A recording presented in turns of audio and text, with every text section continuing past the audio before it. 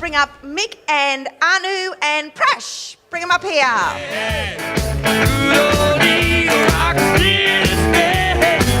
just crazy about the way we move. Hey. Is it scary being up here? Careful. Not really? No, it is. Okay, pop that one on your chin and just talk over the top. It's actually got to touch your chin. Yep. Right there. Okay. So tell us about you guys. Okay, so our little mantra is nothing that you imagine or can imagine in your mind is impossible, and we've tried to live by that over the last few years. Mm-hmm. We learnt that from a spiritual teacher and an author from Wayne Dyer, and we were lucky enough. Lovely. Yeah, we were lucky enough to meet him just before he passed away. So we were very, very happy to do that. And I actually went to his second last seminar. Did you? Yeah. You must So have did gone to his we. last one. Yeah, we went to Did you go to the last Brisbane, one. Melbourne? Melbourne. Yeah, I went to Brisbane the weekend before. Yes, so Yeah. Fantastic. so he's been, that quote up there is something that I guess that we've lived by, and it gets stronger every day now, so that's our... Very good. So how did you end up in the I Love Real Estate community? Well, there's a little bit of a backstory to this. Basically, when they say when the student's ready, the teacher appears. Mm-hmm. And it sort of went like when we were really in debt, basically. We had a PPR that we hardly could make any repayments for. We had an investment property that was highly negatively geared. In fact, we locked it in at an 8.5% interest rate, and that was for 4 years. Yes, 4 years. And then 3 months later, the GFC hit, and I watched the interest rate come down, down, down. I remember watching the news, and I'm like, no, don't go down, don't go down. So yeah, that was really hard. And we also had a really big wedding. How many people? So at our wedding, and we come from sort of an Indian, Sri Lankan background, and I guess we didn't have much choice, but our wedding... you do. Our choice in the sense of how big it is. Not us, we met very young and, we fell in love, but in terms of... Our wedding was 660 people. How many? 660. 660 people. That is a house. That's all of you. That's a house. I'm going to encourage my kids to elope. And that was cutting it down. We managed to negotiate with our parents, and we obviously wanted. And you brought it down to 600. Brought it down. And, that also means they've got to go to 330 weddings as well. Yes. Exactly. No, it was a beautiful time, and obviously we were we obviously want to encourage our parents to be happy with they look so forward to it and everything, and we were very happy with it. But I guess what came with that was a big credit card debt as well, and we ended up having it ended up taking all of our savings as well as drawing a large credit card debt on top of the other debts that we had. So that in a way brought us to needing to do something about our situation, and so we went to lots of seminars. Basically, both Anu and I said we've got to do something about our debt, and we decided to attend quite a few seminars. We went searching for this teacher, and we ended up at a bus tour. And in Melbourne, basically taking us to all these great suburbs, and the facilitator there was showing us, you could buy these negatively geared properties, hold them, and then, wait till the equity goes up and redraw and buy more negative geared properties. We were looking at each other and we're like, oh yeah, great. Well, we've got one already. And although it was just what was spoken about at the time, and I think there was no other alternative that we had come across, and we thought, they said, well, as time goes on, it will grow, and you'll get more money out of it, more equity, and eventually, at some point, maybe 10 or 20 years down the track, you might be able to sell it and retire on that. So we thought that sounded great. However, I think. So towards the end of the bus tour, we were sort of congregating with all the other participants, and one of the guys randomly came up to us and asked us, well, what did you think of the tour? We were like, great. And he was like, well, I've got another person in mind. She shares another school of thought, and maybe you should check her out. And we're like, okay, who is this person? He says to us, Deepna Bahal. And we're like, who? And he couldn't spell her name. So we asked it, we asked him a couple of times, and we tried to remember Deepna's name. That's all right. If I was asked to spell your name, I don't think I could either. Yeah, we thought Agreed. So we went back home and Googled you and We found... thought you were Indian, but Most people think I'm either Indian or Greek with my name. But it's actually Welsh and Irish. But I got to tell you, I've actually got Indian blood. I look like it too, don't I? I do. Back in the 15th century or something or other, there was a lecturer that came over to England and had a daughter, and there you go. So I got all the Learn Indian something in new. me. We're close, but yeah, we ended up Googling your name just to try and, real estate, that kind of thing, and then we found you, and that's how we ended up coming to a one-dayer.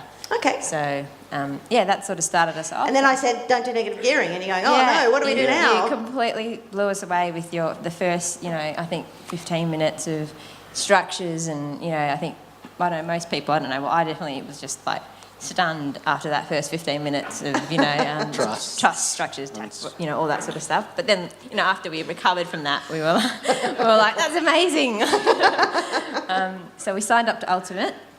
And then, we did that, and we were really, really, pumped, and we thought, yes, we're going to go out and we're going to fix our situation, positive gear and all that sort of stuff.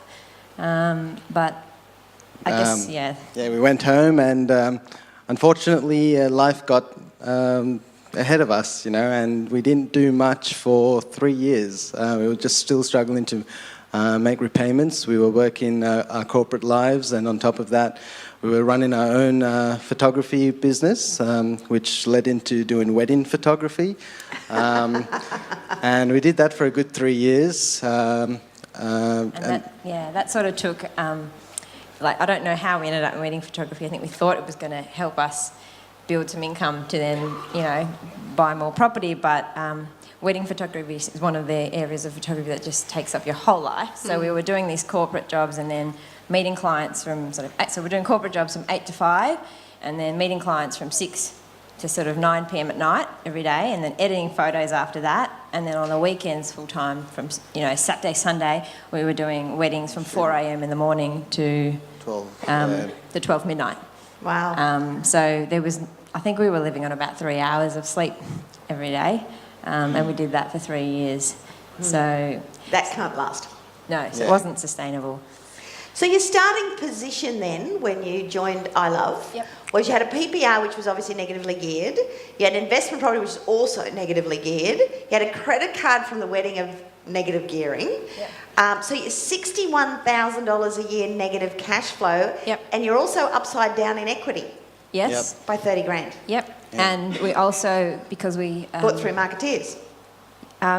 Because of no, we didn't. But I guess we had just come out of uni as well, so we had really low incomes. So both of us were under 100K in income as well. So we were really, really struggling. I bet you at $61,000 negative. I mean, that'd be one of you working for nothing. To pay the debt. Okay, so your original position was that. We talked about that. So what did you do? Apart from the 3 years hiatus, what happened then? So we did our peg into the sand, basically. We went back and we wrote this down. We did a vision board as well. We said by the age of 35, we'd be able to leave our corporate jobs, as well as do a 5-year turnaround of 1 million profit or income, and more time with giving back and spending time with our family. Which we hardly had any time for.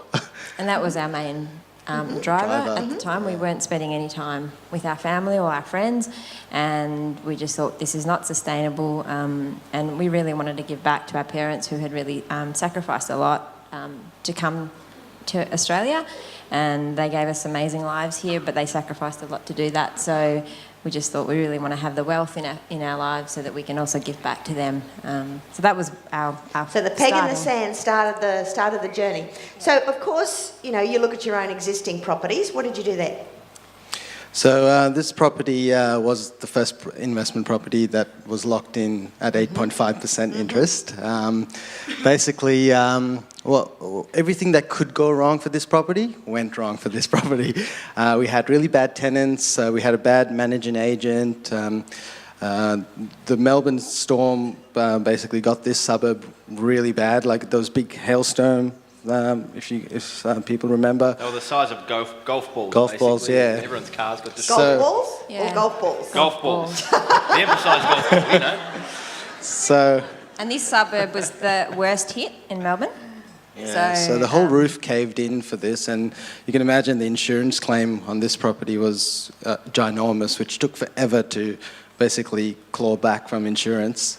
Because so many other houses were hit at the same time, and that hailstorm happened just after we had taken our tenants to VCAT and got that resolved. So it was like one after another, after another. So so we you did a little reno? Yeah, we did a little reno with the cheapest possible renovator we could find. Yep.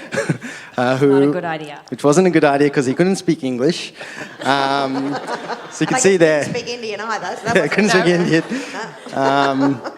So we did it for 12K, but unfortunately we had to redo everything that he did, right?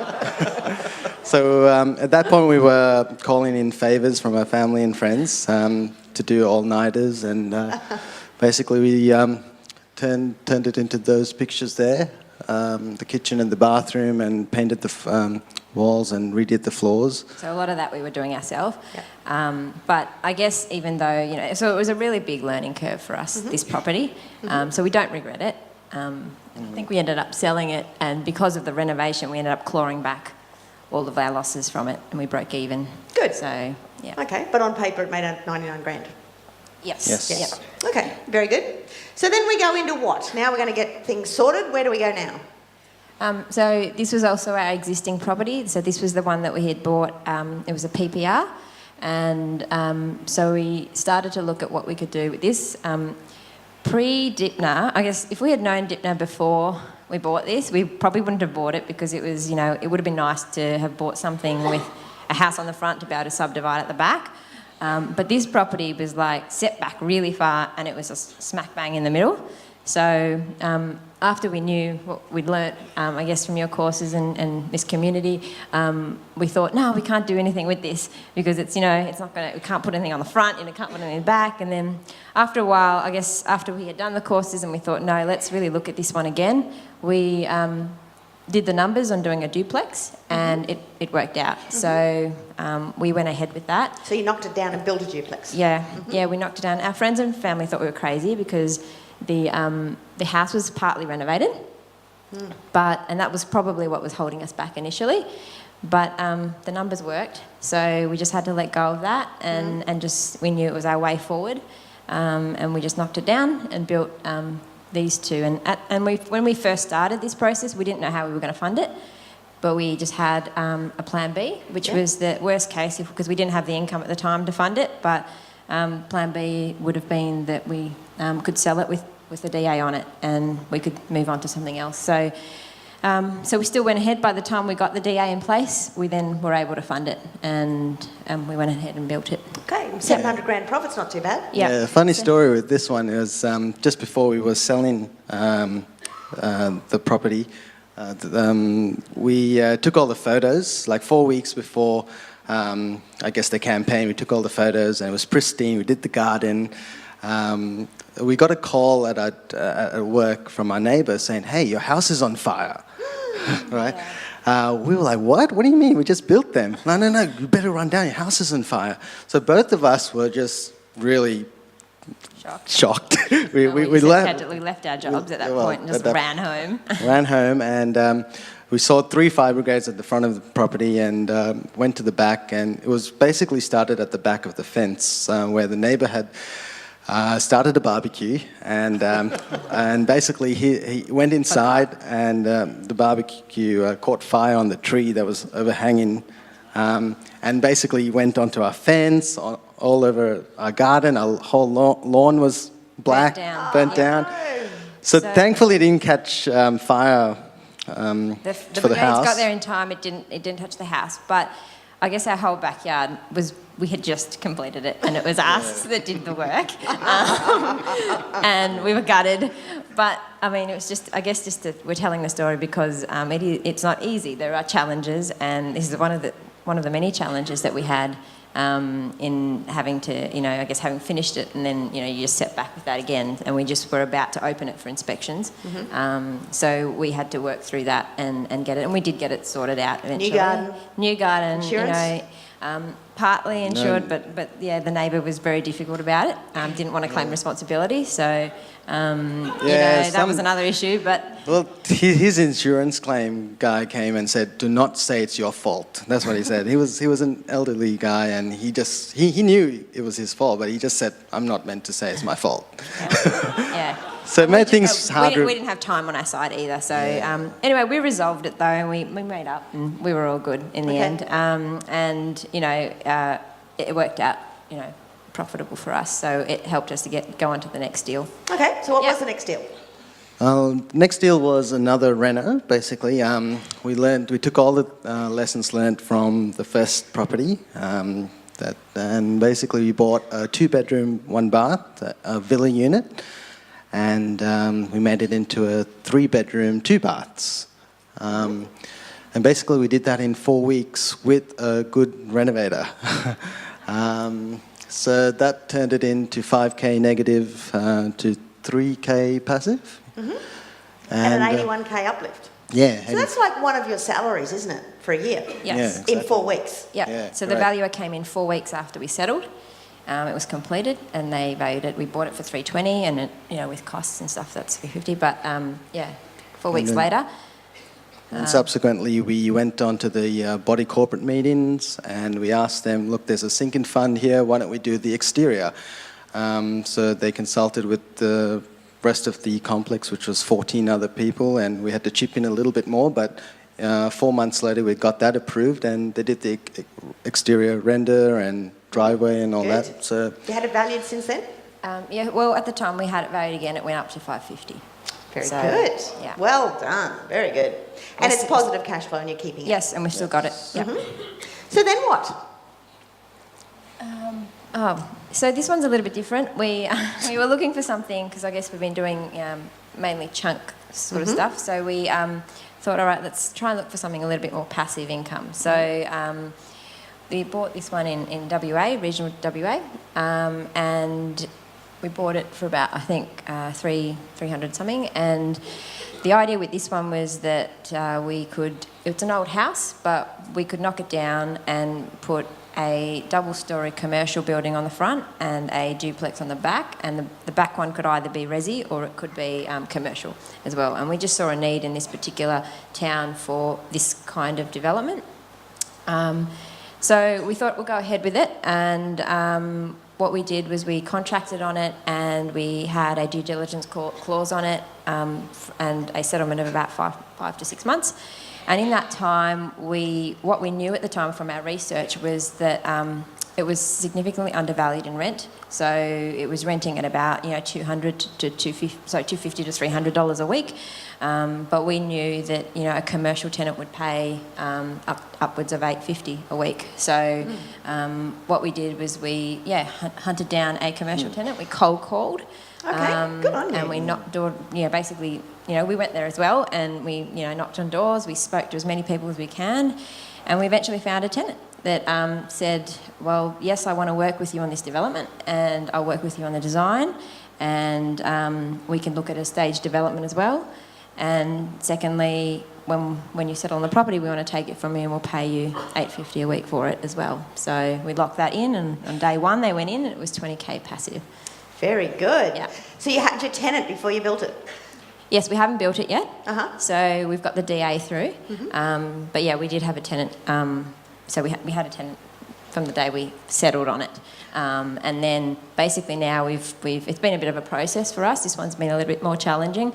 We've had to get the DA through. We've had to work with the tenant, which is a not-for-profit organisation, and I guess they're reliant on funding as well. So we've worked with them on the design, we've worked with a number of consultants, we've eventually got the DA through, and now we're at a stage of, we've also tendered builders, and it's a prefab construction. And so we're at that stage now. We have to finalise those negotiations with the tenant to lock in an intent to lease, because we wouldn't be able to fund it without So you're that. going to have to knock that building down and build in its spot, even though they're paying $850 at the moment.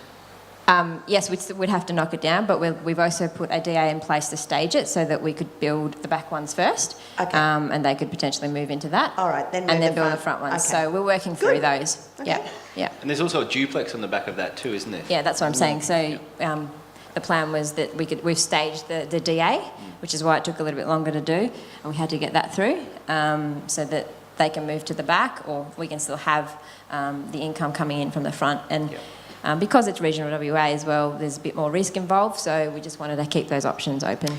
And at the end, you reckon it'll be about 100K Yes. positive income? Yep. That's nice. Yes. So that's one of your salaries now. Yes. So what do we do then? What do we do after that? Yeah.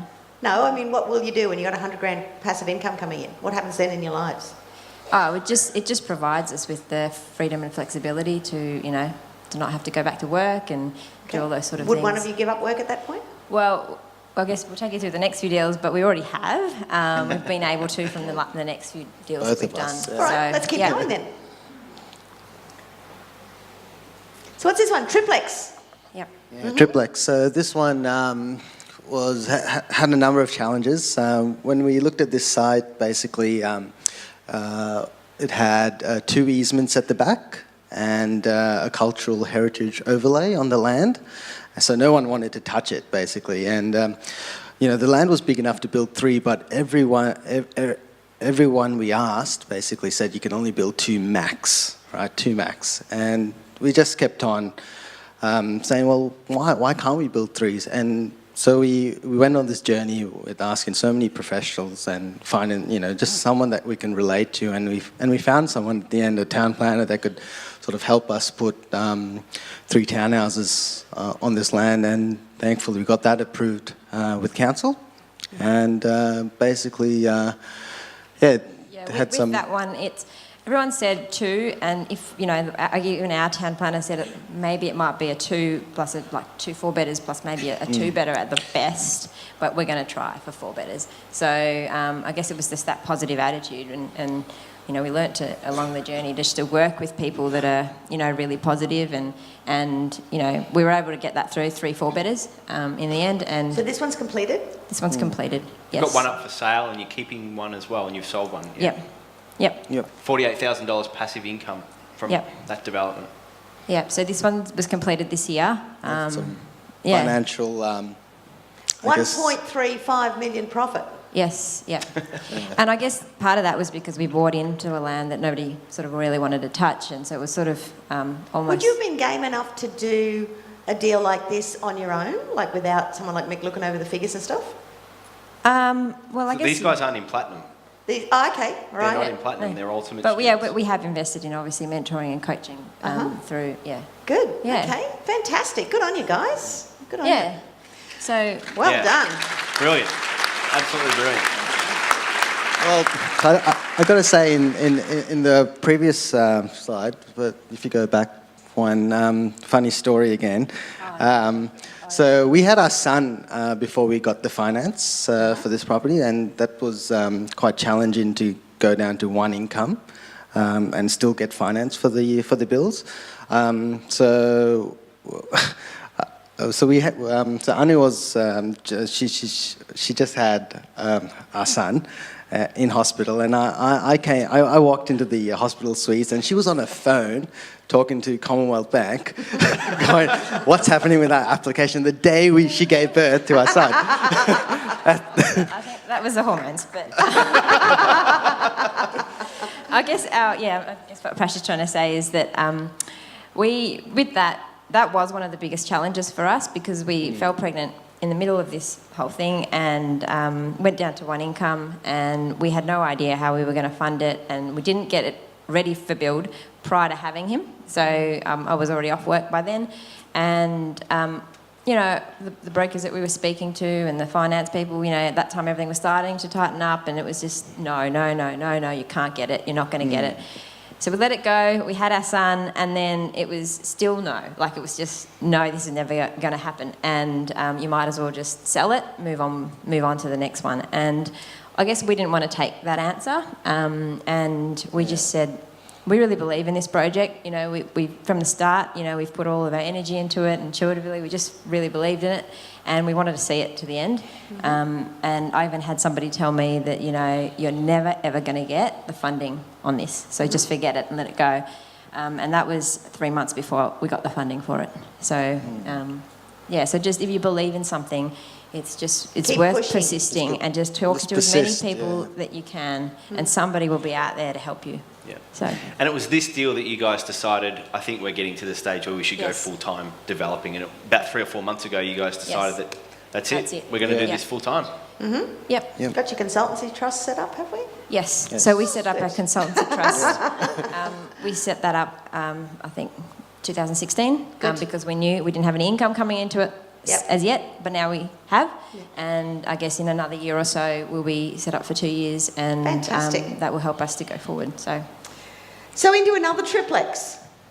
Yep. So this one is with a JV or a money partner. So we're not financially involved in this one, but from start to end, we sourced this deal. They just said they wanted to come in on it with us, and I mean, we went through a number of deals before we got to this one, but it was a project with plans and permits in place. And the reason we went down that path was our financial partners and us, I guess, wanted to be in it and out of it as quickly as we can.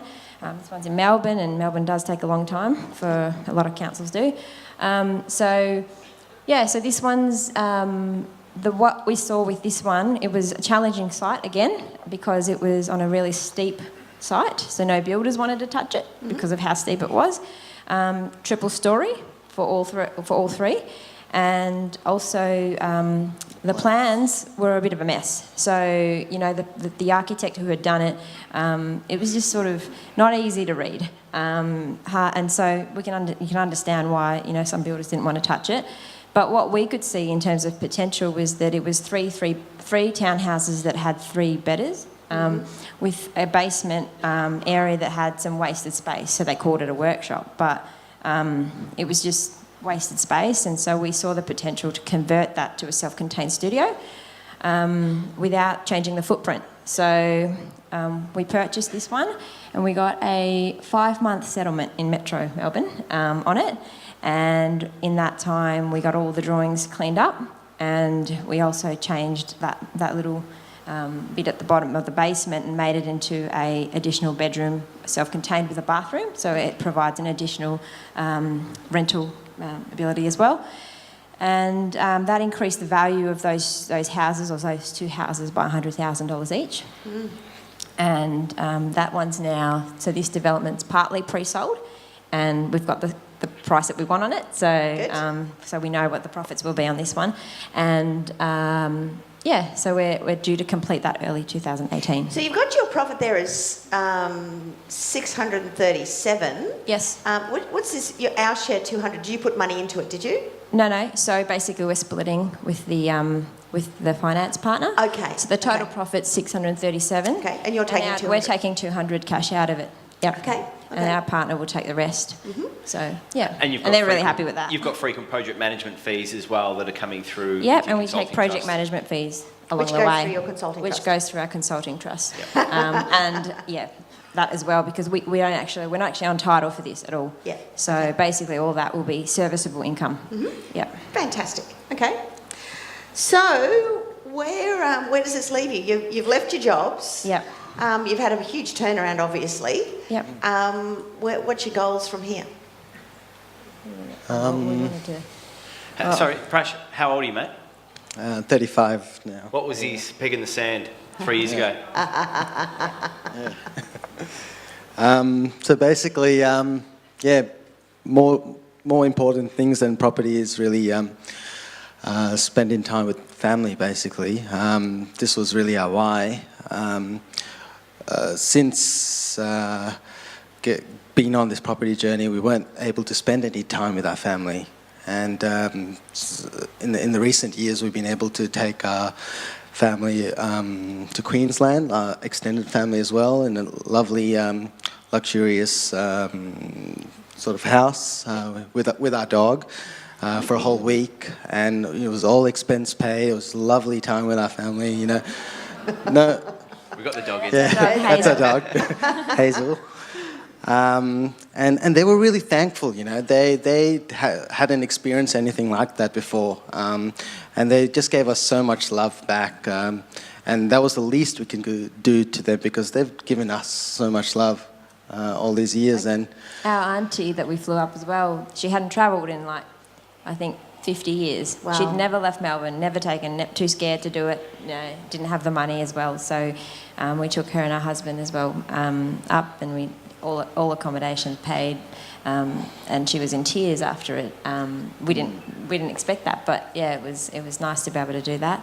You were able to do something pretty special for your mum too? Yeah, my mum had a pretty bad car accident some years ago, and since then she hadn't gone back into driving. So her excuse was always, I'm not going to go back into driving because I don't have a car. So we bought her a car and said, look, now you don't have an excuse. I'm going to take you on driving lessons and, you know, get you back into it and get your independence back, because she always relied on my dad. But that's really, you know, again, another fulfilling thing for us and for her, to give that, you know, that ability back to her. So, yeah, that was really special. Fantastic.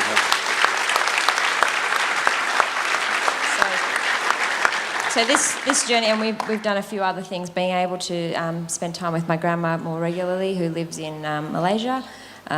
She's 94 years old, and just a quick story with her, we fly there now twice a year at least, and whenever we go there, we take her away from her house. She lives alone, and we take her on a holiday as well. And this time round, just in May, we took her, instead of taking her out to Penang or wherever else, we decided to go to KL City.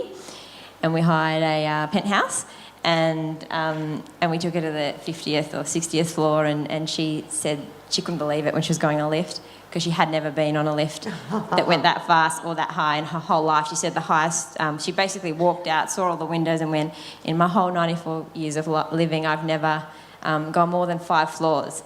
And to think that, you know, that fast, she was just in awe. And so it was just so, I guess this journey has really helped us to be able to do those things for the people that we love. And it's just been so, we feel so blessed to have come across this community and have learnt all this knowledge that we have. So. And now you're sharing and helping others. Yes, thank you. Thank you, Dipna. And Prash, you've also found a bit of a passion for yourself as well. You've got a 2-year-old son who's obviously very important to you. There was a photo up there, I think. Is it? I was back a couple of slides. Yeah, our son, he's 2 years old now, or nearly 2, just in the corner there. His name's Eshan, and we just spent a few weeks overseas with him, so it was very nice just to be able to choose our time and our days and how much time we want to spend with him.